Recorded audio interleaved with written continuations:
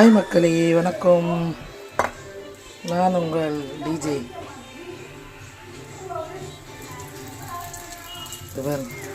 இது என்னென்னா பச்சரிசி அடை ட்ரை பண்ணலாம். நம்ம மாமா பேசியில் வெங்காயம், வெறும் பச்சரிசி, உப்பு, 2 பச்சை மிளகா, ஒரு 4 கருவேப்பிலை, ஒரு துண்டு இஞ்சி, சால்ட், அவ்வளோதான். இதை போட்டு ஒரு அடையாக சுட்டு அவசரத்துக்கு எதுவும் இல்லை என்றால் ஐயோ கொண்டு போயிடுச்சே. சூப்பராக இருக்கும் பச்சரிசி அடை. ட்ரை பண்ணி பாருங்கள். இதை ஒன்று சுட்டு வச்சுருக்கோம்.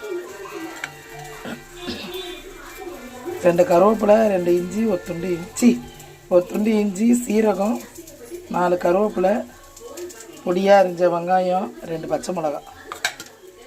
கல்லில் இருக்கிறது பிஞ்சு போயிடுச்சு. வாங்க சாப்பிடுவீங்க.